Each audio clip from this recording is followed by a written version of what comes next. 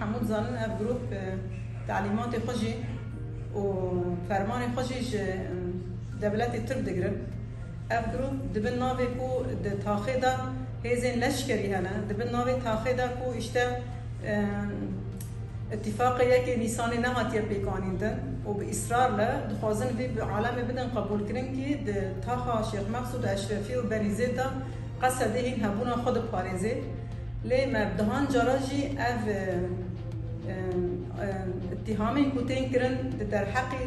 هیزن اولکاریا هندور دا وقت سانکه اف هیزن اولکاریا هندور هیزن قصده نه بدهان جرا ما اف او کر مرد کر جبر براستی جی لبر قصده نینه لبر هیزه کی اصایشی هیا لبر هیزه کی اولکاریا هندور هیا اف هیز تانی ارکیوی پاراستنا تاخی و گل خواه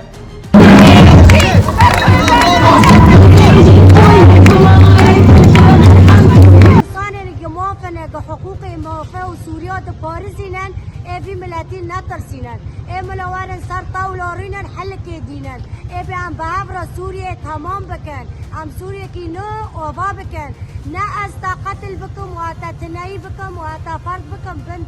دسته كولاداريه شبو چه تدبه از اسلام ما دین اسلامتی قبول نکه زوستانا دا تزارو کا دایی کا تکوچبر بکه ای انسان کام مروف کا دنگ ملت کا دنگ عالمه و قصده دنیا عالم پاراس لداعشو کا دنگ و حتی نکا دنگ و کسی که تنه و هد خوازم لملت ما هر تم برخدانی بکن حیا ام فهم بکن اف چطور چجوری ملتی دخوازن و در بایوه سلامتش بوگیو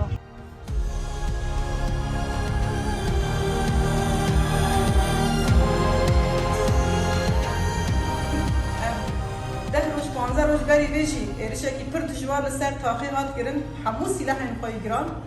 و ایرو دیسا عین ایرش چی بون اب ایرش ساعت 11 دا دست بگیریه اساس ایرش دو داشت دست بگیره روزین بری وی داشت دست بگیره بود در خلال 24 ساعت دادن حیا 11 نیورو 4 جارا درون خواه انتحاری درون خواه یکو لیدان دکن لسر ولاد پارز مدان شغلاندن و رغم ویجی من خواست که ام روشه هیدی بگن ام روشه نینن بر روشه کی شر و سر به اساسی هری داوی مدید که اب ایرش بدرون دوام دکن بریندار مد چه بون ای ملت جگل ده بریندار چه بون یک ولاد پارز ما شهید کرد من خواست که ده ایطار پاراستنا روادم ام ما فی خواهی روا بدن بکارانی ما ده نقطه وان خست و کشتی و بریندار وان جی چه بون اب ما فکیمه بون و پشتی وی ام سکنی ما شر دريج نكر ليه مديت كي براستي اب جارك دي لبندنا كي جارك دي شر دريج بكن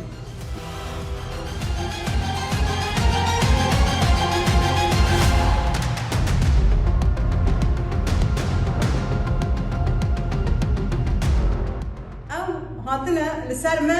ولسر قال ما تشعفترسيا كي درن شيكرن بالطانج خب بالدهان طانج وطوبي وان دفاع شرعين جری مرا در باست بنا و دخوازن دقت که سر ملت چه بکن تاخش ملت والا بکن ملت ما جاره که کوچبر بکنه لی او نزانن که او ملت که برخودره ملت که دیرو که برخودانی هیان لهمبری رژیما بعث لهمبری چتین و بری وان لبر خودانه و ایرش ببین خستنه و بسکر خواه جاره که دیرو که